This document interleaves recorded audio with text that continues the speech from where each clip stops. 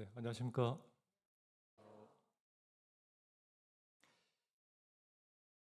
오늘 본문 말씀은 열왕기상 19장에서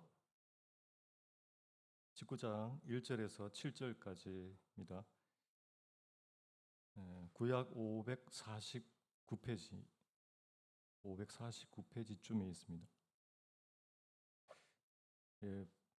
원래 18절까지인데 너무 길어서 7절까지만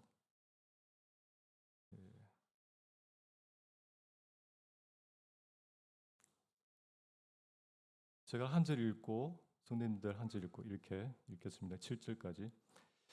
아합이 엘리야가 행한 모든 일과 그가 어떻게 모든 선지자를 칼로 죽였는지를 이세벨에게 말하니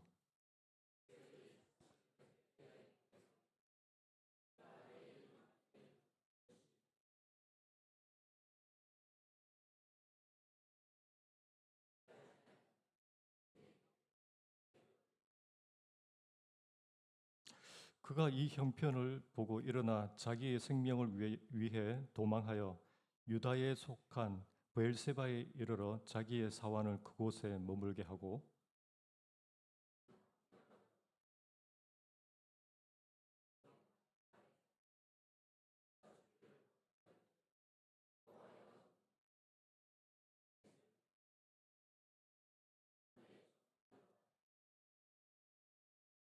로덴 나무 아래에 누워 자더니 천사가 그를 어루만지며 그에게 이르되 일어나서 먹으라 하는지라.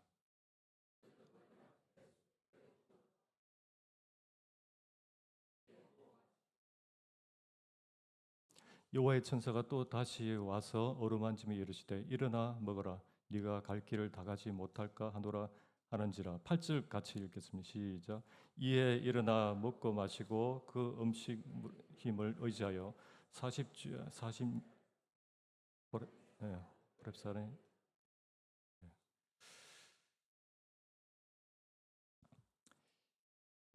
이제 여름이 이제 사회자님께서도 이야기하셨듯이 여름이 끝나고 이제 가을을 맞이하는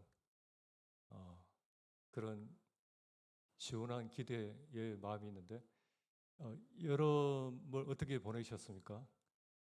좀 많이 힘드셨죠? 그런데 이런 힘들고 지치게 하는 이 여름이 끝날 요 시점에 감기 걸리신 분들도 많고 또 마음속으로도 감기 걸리는 경우도 있더라고요. 또 이렇게 심신이 지치는 그런 나른해지는 마음을 놓아버리는 듯한 대전에 오늘 본문을 정한 이유가 대전에서 공부하는 아들과 이제 엄마와의 통화를 이제 들었는데 아들이 뭐 성경도 잘 읽고 뭐 생활도 잘하는데 왠지 이 교회 생활하는 게 흥미 없다, 뭐 공부하다, 뭐 이런 말 하는 거예요. 갑자기 연합 찬양 집회를 한 2달 정도 뭐 이렇게 연습을 하다가 이제 그 행사가 딱 마치니까 그 허전함이 몰려왔는지 힐링하러 디모데 학교를 간다고 하더라고요. 집을 안 내려오고. 그래 그것을 들으면서 얘가 좀 힘들구나. 그래서 이 본문이 생각났습니다. 심신을 지치게 한 이 여름 끝물에 이 말씀을 나누면 좋겠다라는 생각이 들었습니다. 19장 앞장 이제 18장에 보면은 다 아시는 갈멜산 이 대결 이야기가 나옵니다. 엘리야를 이야기할 때 빠질 수 없는 이야기죠. 사건이죠. 문제 하나 내보겠습니다. 북이스라엘에서 가장 악한 왕은 누굴까요? 네. 야, 누가 맞췄습니까? 바로 나오네요. 이스벨의 남편이죠. 이 아합이 왕으로 있을 때 엘리야가 바알 선지자 450명과 갈멜산에서 큰 대결이 있었어요. 구약에서 이 모세 그렇게 크게 쓰임 받았던 또 한 사람이 이 엘리야입니다. 그런데 이런 엘리야도 크게 낙심하고 번아웃이 된 적이 있었어요. 이 사건의 배경이 이스라엘의 죄악에 대한 하나님의 심판으로 이 땅에 3년이 넘도록 비가 오지 않는 극한 가뭄이 있었습니다. 그 3년의 시간이 이제 지나고 하나님께서 이 엘리야에게 다시 비를 내리겠다는 이 메시지를 왕에게 전하라고 명하십니다. 그때 이 갈멜살 대견이 이루어지게 됩니다. 그때 어떤 결투였죠? 450대 1로 어떤 대결이었나요? 어떤 신이 하나님 참신이냐? 어떤 신이, 어느 신이 참신이냐? 이 대결을 이스라엘 백성들 앞에서 진행이 됐는데 나무 위에 그 송아지를 올려놓고 자기 신에게 기도해서 하늘에서 불을 내려 응답하는 그 신이 참신이라고 인정하기로 한 것입니다. 그래서 먼저 450명의 바알 선지자들이 불을 내려달라고 아침부터 저녁까지 자기 몸을 막 자해하면서 광란적으로 막 부르짖습니다. 그런데 어떻죠? 바알 우상은 아무런 응답이 없어요. 이제 그 다음 엘리야 차례죠. 먼저 이 무너졌던 그 단을 이렇게 바로 세우고 나무와 그 송아지 위에 물을 흠뻑 이렇게 쏟아붓고 기도를 합니다. 그러자 하늘에서 여호와의 불이 내려서 이 번제물 이 송아지와 도랑의 물과 나무와 돌을 완전히 다 태워버리는 엄청난 이 놀라운 응답이 있었어요. 그 승리로 이 바알 선지자 450명을 바로 죽이고 3년 기근을 끝내버리고 큰 비가 내립니다. 자, 여기까지는 모든 상황이 엘리야가 원하는 대로 기대대로 잘 이렇게 흘러가는 것 같아요. 이제 그런데 이 갈멜산 그 대결 소식을 들었던 왕비 이세벨의 분노, 뭐라고 하죠? 다음 날까지 엘리야를 반드시 죽이겠다. 다음 날까지 엘리야를 반드시 죽이겠다. 이 말이라는 것이 무서운 것 같아요. 그 여자의 말을 듣고 이 엘리야가 번아웃이 되는데 점점 더 깊은 수렁으로 빠져들어갑니다. 좀 이상하죠? 지금까지 그렇게 훌륭하게 달려온 이 엘리야가 어떻게 그럴 수 있을까? 이해가 안 됩니다. 하지만 사람은 연약합니다. 저도 연약하고 다 연약하기 때문에 어제까지 성령 충만해도 오늘 이렇게 낙심할 수 있는 게 인간이잖아요. 여기 보면 3절에 보면 형편을 보고라는 단어가 나옵니다. 형편을 보고. 이 사명을 받은 이 엘리야가 말씀대로 순종하고 참고 이렇게 기다려도 전혀 변하지 않는 그런 사람들을 보면 낙심할 때가 있잖아요. 자녀를 키울 때도 교회 사역을 할 때도 뭐 이렇게 엄청 이렇게 참고 기다리고 뿌리고 사랑을 주어도 아무런 변화가 없을 때 낙담이 생길 수가 있습니다. 그래서 엄청난 그런 큰 기적을 기도를 해서 이제 보여줬는데도 어떻죠? 백성들의 변화는 아무런 일이 안 일어납니다. 아무런 변화가 없어요. 그리고 1절을 같이 한번 읽어볼까요? 시작. 아합이 엘리야가 행한 모든 일과 그가 어떻게 모든 선지자를 칼로 죽였는지를 이세벨에게 말하니.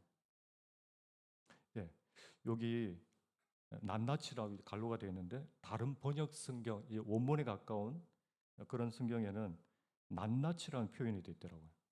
이세벨은 그 소식을 듣기 전에 그날 하루는 아주 길고 긴 그런 하루였을 것 같아요. 궁에서 기다리고 있었거든요. 갈멜산 대결은 어떻게 됐을까? 이 엘리야 한 사람쯤이야 뭐 쉽게 어떻게 하겠지. 근데 이 아합 왕이 이제 궁으로 오자마자 자기 아내에게 낱낱이 이제 보고를 하는데 그는 철저한 공처가였던 것 같습니다. 일부 시간에 공처하라고 말하니까 모르는 것 같아요. 혹시 공처가 모르시는 분 계십니까? 우리 젊은 분들은 잘 모를 수 있을 것 같아요. 아내에게 눈치 보는 남편입니다. 예. 그런 분 안 계시죠? 맞습니까? 아, 이런 얘기가 있어요. 아주 재미난 얘기인데 어느 나라에 공처가 선발 대회가 열렸답니다. 누가 진정한 공처가인가 대회가 열렸습니다.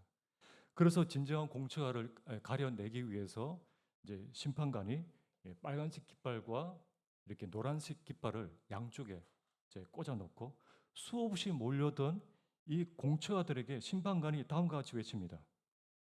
당신들이 정말 진정한 공처가라고 생각한다면 노란 깃발 앞으로 모이시오. 거의 다 모든 사람이 다 노란 깃발 앞으로 갔는데 그 중에 딱 한 사람만 빨간색 깃발 앞에 외롭게 서 있는 것입니다. 그래서 이상하게 생각한 아니죠. 심판관이 그에게 다가가서 이런 말을 합니다. 왜 그렇게 혼자 그쪽에 서 있느냐? 그래서 대답하기를 제 아내가 사람이 많이 모이는 곳에 가지 말라고 했어요. 이렇게 말하더라고요. 그러니까 아마 아합이 이 정도의 그 공처가가 아니었을까.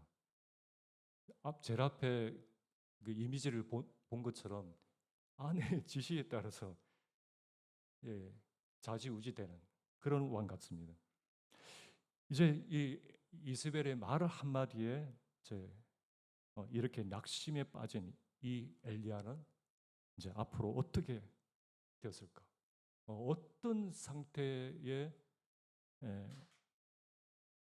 빠져 있을까? 이제 몇 가지를 보면은 첫 번째 엘리야는 그동안 정말 바쁜 삶을 살았어요. 여기저기 쉴 틈 없이 이제 사역을 했죠. 그리고 갈멜산에서 엄청난 큰 싸움을 이제 치렀으니까 그런 엄청난 육체적인 피로가 쌓였을 것입니다. 이 갈멜산 대결에 대한 그 연구를 해보니까 갈멜산 꼭대기까지 올라가서 450대 1로 싸웠어요. 엄청난 싸움을 치렀죠. 그리고 곧바로 이스라엘까지 왕궁까지 25km를 왕의 마차보다도 더 빨리 막 달린 것입니다. 그러니까 도착했을 때 어떨까요? 어쩌면 에너지 방전이 된 상태라서 이세벨을 상대할 힘조차 없는 상태가 아닐까라는 생각이 듭니다. 이세벨의 그 협박을 듣고 이제 이 엘리야가 브엘세바까지 145km를 하루 종일 이 몸을 이끌고 도망을 갑니다. 또 브엘세바에서 유대 광야 그 로뎀 나무까지 30km 탈진한 그 상태에서 이제 이렇게 하나님께 기도합니다. 죽기를 구합니다. 죽기를 원합니다. 또 그 브엘세바에서 이제 호렙산까지. 호렙산이 제일 중요한 산인데 호렙산까지 300km를 갑니다. 왜 그곳에 갔을까? 대략 총 거리 500km를 쉬지 않고 이동한 것입니다. 얼마 전에 그 혜운이 할아버지 표현재 형제님 댁을 방문했는데 농산일이 얼마나 고된 일인지 보통이 아니더라고요. 와, 그렇게 힘든 저희 장모님 또 오랫동안 하고 계신데 그런데 더 실제적으로 잘 설명해 주시더라고. 들으니까 와, 죄송하지만 아이 키우는 것보다 더 힘들겠다 이런 생각이 어, 들었는데 그리고 그 먼 거리를 또 오고 가야 하는 그 길이 얼마나 힘들까 피곤할까 뭐 그래서 집에 와서 기도를 한 적이 있었는데 이렇게 강건한 이 엘리야도 그렇게 지치면은 이길 수가 없는 것입니다. 위대한 리더들의 말처럼 이 피로는 우리를 겁쟁이로 만든다는 말처럼 엘리야가 바로 그런 상태인 것 같아요. 두 번째는 19장에서 똑같은 문장이 두 번 나옵니다. 오직 나만 남았거늘. 오직 나만 남았거늘. 엘리야가 사실상 3년 넘도록 혼자였어요. 그런데 이 순간은 더더욱 철저히 혼자라는 것입니다. 3절에 보면은 자기 사환을 브엘세바에 남겨두고 홀로 떠나게 됩니다. 세 번째는 엘리야는 바알의 모든 선지자들과 홀로 맞서서 결국 어떻게 됐죠? 이겼습니다. 그런데 이후에 누구를 만나죠? 이 사탄의 안주인격인 이 이세벨이라는 아주 큰 상대를 홀로 맞선다는 것이 사실 너무나 그 버거운 일이 아니었을까라는 생각이 들어요. 홀로 감당하기 힘든 일이었다는 거죠. 네 번째 엘리야가 어떤 상태였을까? 엘리야는 조금 전에 최고의 정상에 올랐습니다. 그 갈멜산에서 엄청난 승리를 경험했어요. 그래서 수많은 사람들의 관심이 그에게 집중되었죠. 하지만 곧바로 현실로 딱 돌아왔을 때 그의 기분이 어땠을까? 혜원이 아빠한테 들은 얘기인데 지난번에 왔던 친구 성악가 있죠.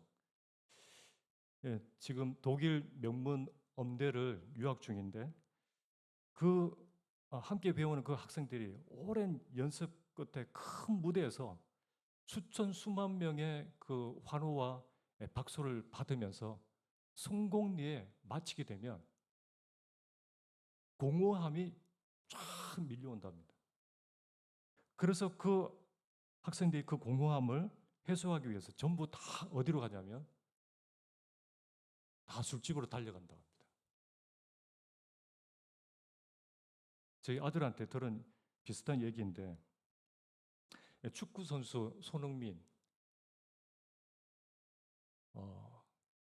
지금 현재 영국에서 뛰고 있나요? 미국에서 뛰고 있나요? 네, 미국에서 뛰고 있죠. 제가 얼마 전까지 토트넘 구장에서 뛰었거든요. 거기 모이는 숫자가 6만 명이라고 합니다.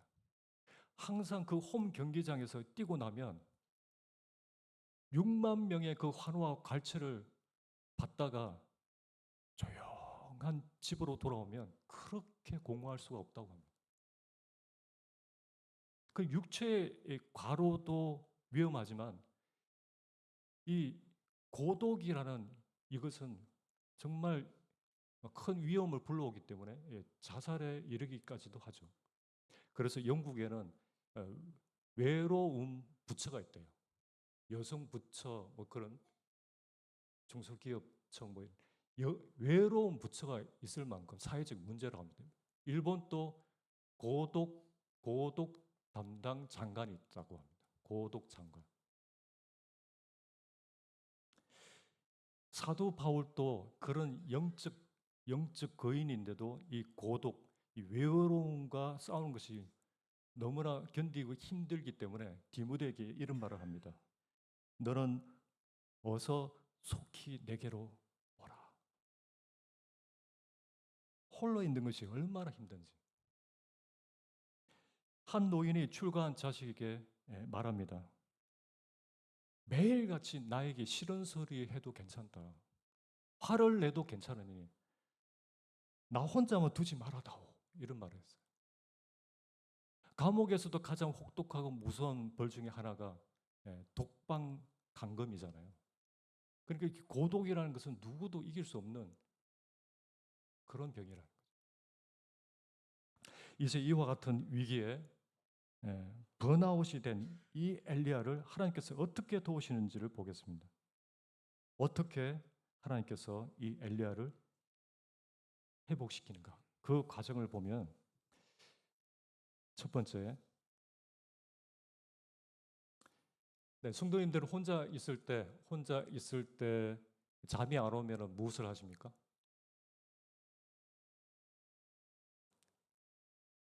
밖에 나가서 방황을 하십니까?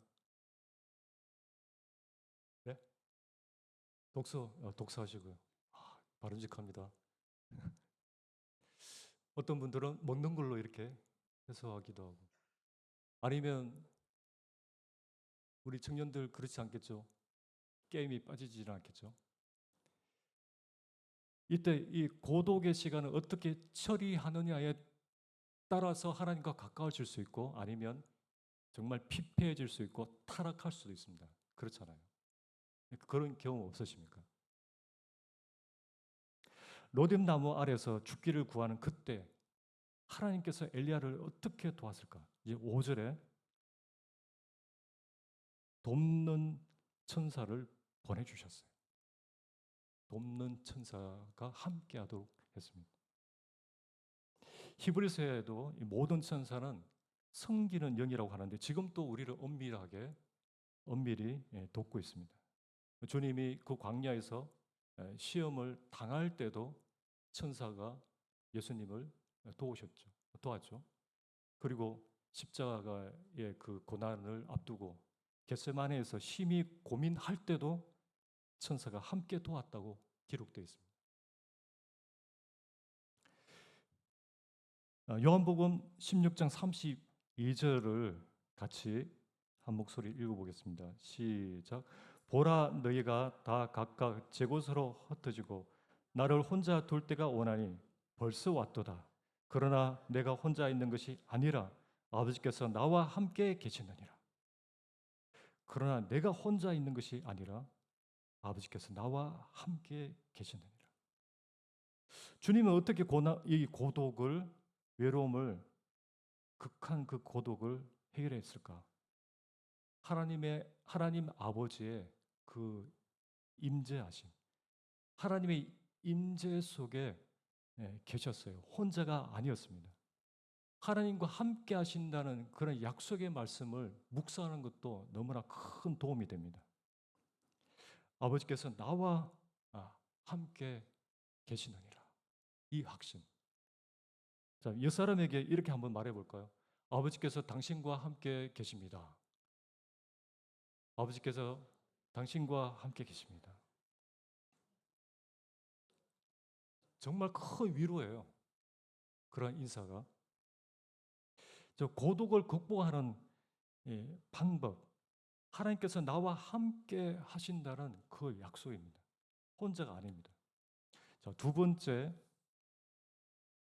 하나님께서 엘리야를 어떻게 도왔을까? 4절을 같이 읽어보겠습니다. 시작. 로덴 나무 아래 앉아서 자기가 죽기를 원하여 이르되 여호와여 넉넉하오니 지금 내 생명을 거두시옵소서. 나는 내 조상들보다 낫지 못하니이다. 낙심에서 이제 벗어날 수 있는 길은 두 번째 보시죠. 기도입니다. 말할 기력조차 없는 이 지쳐 있는 엘리야가 이 노된 나무 아래서 옆에 길을 갖다 대도 들리지 않을 만큼 그 신음 소리로 기도하지 않았을까? 그런데 이 기도를 보면은 이 엘리야의 기도가 너무나 부족한 것을 생각하게 됩니다. 그렇잖아요. 우리 삶이 너무나 정말 극한 그런 시련 가운데 있을 때는 그런 마음속에 표현하잖아요. 이제 그만. 모든 것을 그냥 다 내려놓고 싶은. 정말 죽고 싶습니다. 저는 안 됩니다. 이제 못 견디겠습니다. 이게 기도일까요? 근데 하나님은 이 기도를 정말 원하십니다. 너무나 힘들면은 기도가 안 돼요. 정말 힘들면은 그냥 몇 시간 동안 아무 말 없이 그냥 하나님 앞에 그냥 엎드려져 있는 거예요. 눈물도 안 납니다. 해답이 없으니까. 이때는 그런 것 같아요. 사람이 가까이 와도 상처를 받고 또 아무도 안 찾아와도 상처를 받는 그런 상태. 그래서 사실 다른 방법이 없습니다. 엘리야처럼 시편의 많은 기자들처럼 마음에 있는 대로 다 이렇게 쏟아내는 것입니다. 누구에게? 그것을 다 들으실 수 있는, 다 받을 수 있는 하나님께. 근데 이걸 사람한테 이렇게 쏟아내면은 그 사람 감당 못하고 쏟아내다가는 상처받습니다. 작은 신음조차도 하나님은 놓치지 않고 다 들으십니다. 그러니까 지치고 힘들 때 그 모습 그대로 하나님께 엎드리는 것이 정말 중요합니다. 세 번째, 하나님께서 이 엘리야, 극한 낙심 가운데 있는 엘리야를 어떻게 회복을 도우셨는가? 제일 위에 보면은 여호와는 치료자, 여호와 라파라고 되어 있습니다. 엘리야를 치료하시는 하나님. 그분은 명의이십니다. 최고의 명의, 최고의 의사이신 하나님께서 정확하게 아시죠. 몸이 완전히 이 충난, 이 엘리야에게 첫 번째 좋지 않은 일은 무엇일까? 인간의 연약함을 하나님께서는 너무나 잘 아시잖아요. 그래서 첫 번째 하나님께서 그 엘리야를 어루만지신 부분은 육체입니다. 어떻게 하셨죠? 깊은 수면과 음식으로 치료를 도우셨습니다. 엘리야의 그 몸과 마음이 제 기능이 아니라는 거죠. 병환으로 인해서 많은 분들이 이 몸의 회복이 더디고 길어질수록 그렇잖아요. 이 몸과 마음이 점점 무너지고 무기력해지잖아요. 그 속에 빠져들어갈 때. 이제 우리 교회 안에도 김복원 형제님과 연정자매님 또 안 아픈 데가 없으신 그 어르신들, 자, 이런 분들을 위해서 우리는 기억하고 기도할 필요가 있는 것 같습니다. 지금 엘리야의 상태는 어떤 말도 필요 없어요. 그것을 잘 알고 계신 하나님께서 여호와께서는 그의 사랑하시는 자에게 잠을 주시는 도다. 지금 이 순간 엘리야에게 가장 적절한 필요는 딱 두 가지입니다. 잠과 음식입니다. 어떤 말이 필요 없어요. 막 스트레스를 막 극하게 받고 나면은 막 감당이 안 되잖아요. 막 폭발 직전이잖아요. 뭐 고통을 또 당할 때도 이 잠이라는 것은 최고의 보약이라고 생각합니다. 만사를 다 잊고 한숨 푹 자고 나면은 다시 새롭게 시작할 수 있는 힘이 솟기도 합니다. 제일 밑에 보면 이제 번아웃이나 이제 의학적으로 이렇게 말하더라고요. 번아웃이나 우울증 증세가 있는 사람에게 의학적으로도 영양 공급과 충분한 수면, 이 잠은 스트레스 반응이 꺼진대요. 오프가 된다고 합니다. 그리고 바로 즉시 자가 회복 모드가 작동이 된다고 합니다. 그래서 잘 재워주고 잘 먹여주기만 해도 반은 성공한 사역이라는 거죠. 자녀도 그렇잖아요. 잘 먹여주고 잘 재워주기만 해도 건강하게 영육간에 잘 자랄 수 있습니다.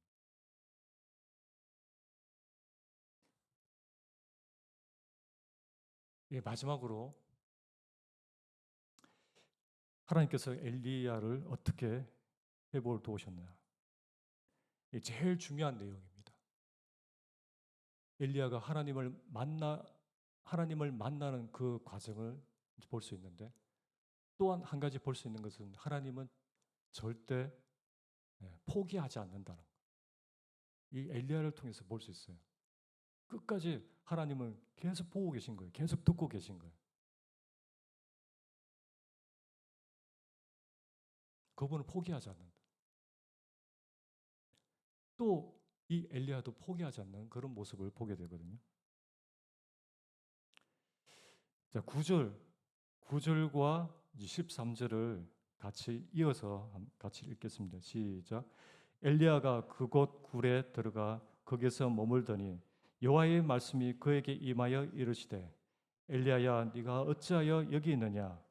엘리야가 돋고 겉옷으로 얼굴을 가리고 나가 굴 어귀에 서매 소리가 그에게 임하여 이르시되 엘리야야 네가 어찌하여 여기 있느냐. 지난번 수요일 집회 때 두 청년의 그 간증을 듣고 진한 감동을 받았습니다. 그 간증을 들으면서 이런 생각이 들었어요. 하나님은 지금 또 나에게 말씀하신다는 거예요. 우리에게 말씀하신다는 거죠. 말씀이 우리를 변화시킬 수 있는 능력이 있다라는 생각이 들었어요. 우리 두 청년들의 그런 회복을 보면서 와, 말씀이 위력이 있구나. 살리는 능력이 있구나. 오늘 또 이제 인사를 했던 이제 새롭게 더해진 준태 형제의 간증을 들었거든요. 들으면서도 비슷했어요. 교회 가기를 결정하고 몇 교회를 방문하면서 가는 곳마다 놀라울 정도로 자기에게 꼭 필요한 말씀을 주셨다는 것입니다. 이렇게 말씀은 우리를 다시 시작할 수 있는 놀라운 회복력이 있어요. 말씀이 그렇게 한다는 거예요. 말씀이 우리를 구원시키고 말씀이 우리를 다시 회복시키고.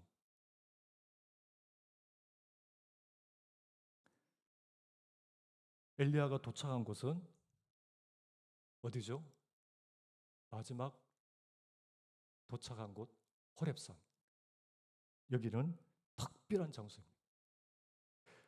모세가 80세 때 때가 참에 부르심을 받았던 소명의 장소였습니다. 여기로 간 거예요. 엘리야가. 십계명을 받은, 말씀을 받은 장소라는 것입니다. 특별한 장소입니다. 엘리야의 생각을 제가 들어보지 못했는데 여기를 향해 가고 있었다는 거죠. 인간의 연약함을 너무나 잘 아시는 하나님. 두 번째 하나님께서 만지신 곳은 영혼입니다. 영혼. 두려워서 동굴에 숨은 이 엘리야를 꾸짖지 않고 이렇게 말씀하시죠. 엘리야야, 네가 어찌하여 여기 있느냐. 엘리야야, 네가 어찌하여 여기 있느냐. 여기 엘리야의 이름을 자신의 이름을 넣어서 한번 해보실까요? 이렇게 원대야, 네가 어찌하여 여기 있느냐. 이렇게 자기 이름을 넣어서 한번 해보겠습니다. 시작. 준규야, 네가 어찌하여 여기 있느냐. 한 번 더 그냥 자신에게 이야기해 보는 거예요. 하나님께서 나에게 말씀하시듯이. 시작. 준규야, 네가 어찌하여 여기 있느냐. 처음에는 응급조치로 하나님께서 무엇을 하셨죠? 로뎀 나무 아래서 아무 말씀도 안 하셨어요.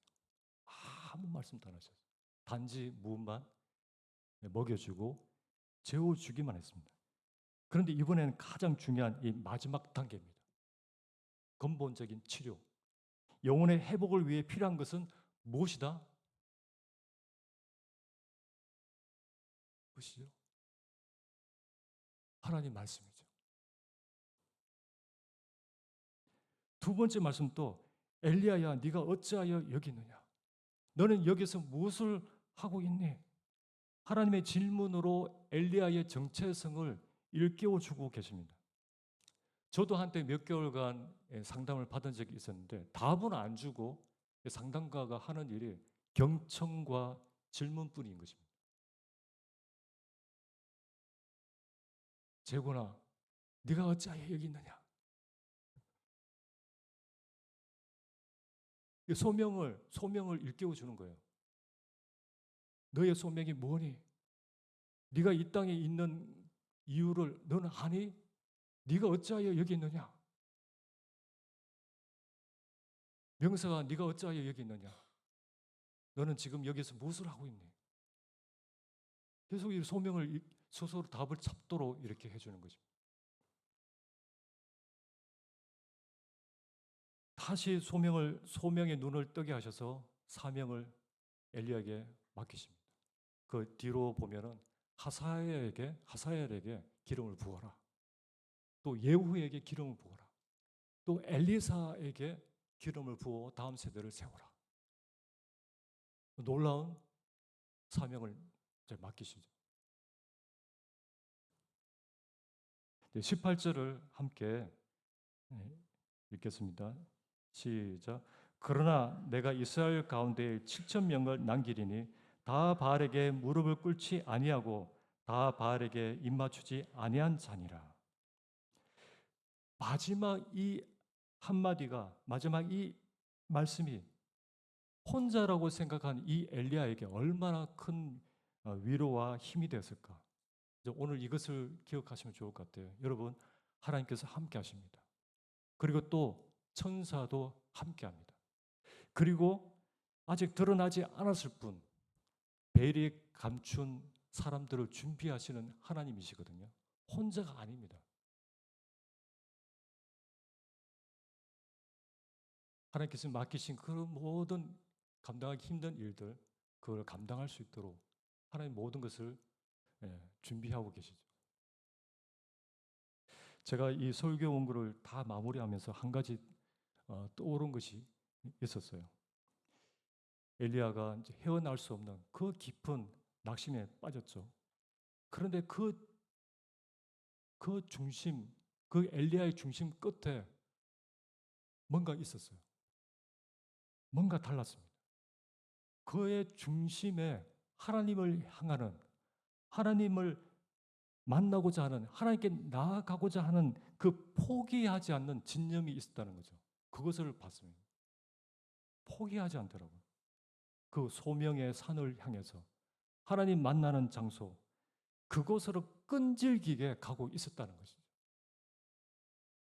그는 포기하는 것 같지만 그 중심에는, 끝에는 하나님을 잊지 않고 기억하고 그분을 계속 붙잡고 있었습니다. 그분을 믿고 있었다는 거죠. 동시에 하나님도 포기하지 않았습니다. 히브리서 13장 5절에도 내가 너를 버리지 아니하고 떠나지 아니하리라. 사랑하는 형제자매님, 포기하지 않으면 하나님께서 천사를 보내시고 또 적절한 필요를 공급하시고 또 무엇이죠? 하나님 말씀으로 하나님을 만나게 되면서 우리를 새롭게 회복시켜서 소명의 길로 분명히 가게 하시리라 믿습니다. 이 같은 이 은혜의 회복, 하나님께 그 은혜를 통해서 회복되는 우리 성도님들이 되시기를 원합니다. 기도하고 마치도록 하겠습니다.